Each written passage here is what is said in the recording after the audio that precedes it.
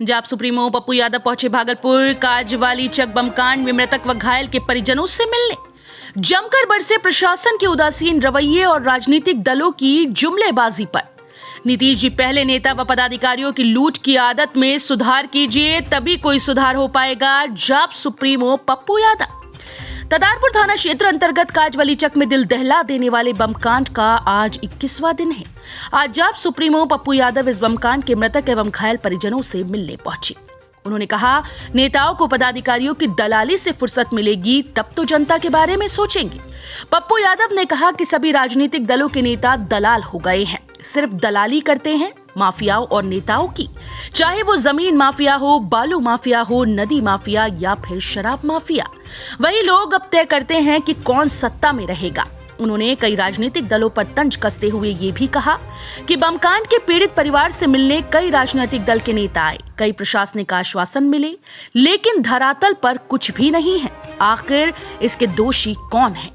वहीं दूसरी ओर परिवार से मिलने के बाद उन्होंने कहा, जब तक इन पीड़ित परिवारों को मुआवजा नहीं मिल जाता तब तक हम चैन से नहीं बैठने वाले।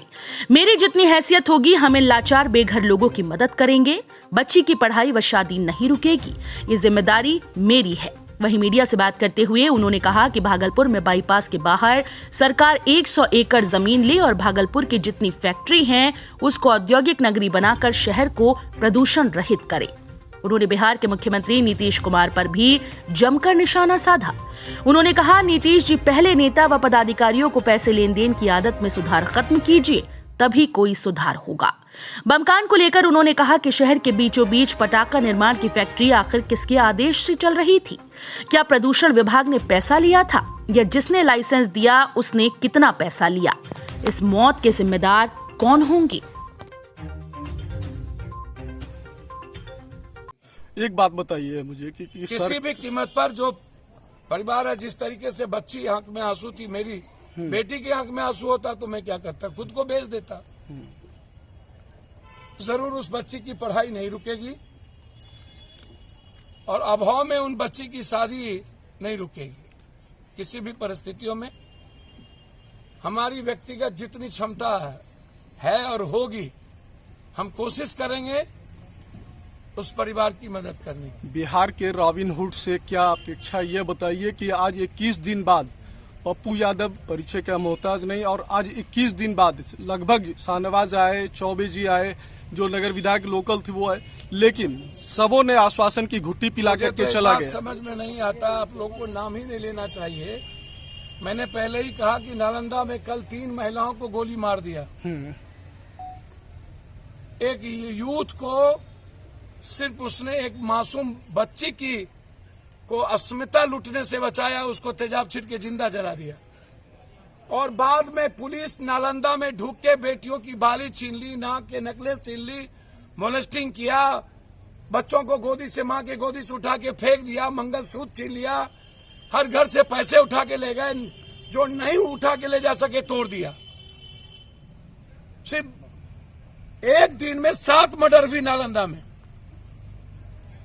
बांका में 3 मर्डर, 1 बलात्कार। मैं आज वहीं से आ रहा हूं और मैं देख रहा था यहाँ के नाटक को। आ रहे हैं मंत्री, जा रहे हैं विधायक, लोग कहते हैं कि मुझको हिजड़ा बना दिया नीतीश जी। बिना बिहारी हिजड़ा बना नहीं दिया, हिजड़ा है ये लोग। जिस स्पीकर की डीएसपी और थाना प्रभारी ना सुने, उससे आप बिहार की उम्मीद नहीं कर सकते किसी से। इंस्पेक्टर राज है। बिहार कंप्लीट कोलैप्स कर चुका है। पुलिस घर में ढूक करके बलात्कार तक करती है, डकैती करती है। बेटियों की रिपोर्ट है, जुबान से बोलती है। और पूरा बिहार राजनीति में फंसी हुई है। एमएलसी के चुनाव में 10 करोड़ रुपया में टिकट देंगे, लेकिन इसके लिए नेताओं के पास पैसे नहीं होते। 1 लाख में हम वोट लेंगे, इसके लिए पैसे नहीं होते।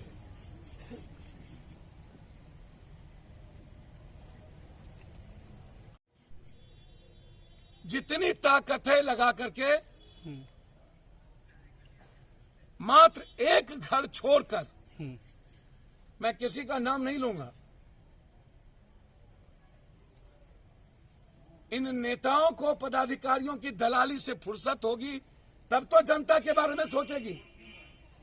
ये लोग दलाल हैं, दलाल सिर्फ दलाली करते हैं बिहार में पदाधिकारी और माफियाओं की। जमीन माफिया भागलपुर, बालू माफिया, नदी माफिया, शराब माफिया, इन माफियाओं के इर्द गिर्द होते हैं और इन नेताओं के साथ चलते भी वही माफिया है जो भागलपुर के छोटे छोटे जमीन पर जिसकी गिद्ध दृष्टि की नजर होती है। ये माफिया तय करता है कि कौन सत्ता में रहेगा, कौन और कौन नेता के घर में कितने पैसे जाएंगे। इसलिए आप इनकी चिंता छोड़ दीजिए। अभी से लड़ाई जारी है, जब तक मुआवजा नहीं होगा तब तक हम चैन से नहीं बैठेंगे और हमारे तरफ से जितनी हमारी हैसियत होगी हम मदद करेंगे। सर, क्या कार्रवाई की मांग करेंगे? भैया, कार्रवाई तो होना चाहिए प्रदूषण विभाग पर ना, कि आपने यहाँ प्रदूषित करने के लिए लाइसेंस कैसे दिया, थाना प्रभारी पे ना, एक्सप्लोसिव विभाग पे ना। एक सवाल है पप्पू भाई, जरा सर कार्रवाई किस पे होगी? सर एक सवाल है सर, शहर में फैक्ट्री क्यों? सर, हाँ वही कहना चाह शहर रहे में हैं। फैक्ट्री क्यों? औद्योगिक नीति क्यों नहीं? क्या प्रदूषण विभाग ने पैसा लिया? या जिसने लाइसेंस दी उसने कितना पैसा लिया?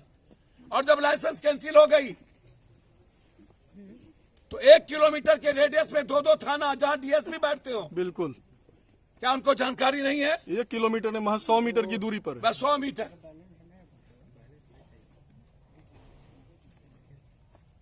सब हमाम में नंगे, सबके मिली भगत से इतनी बड़ी यहां पर फैक्ट्री चल रही थी। ऊपर से नीचा ये लोग बंदरबांट करते हैं पैसे के।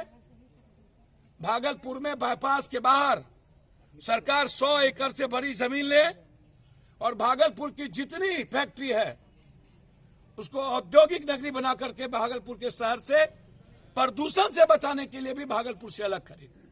सर, क्या क्या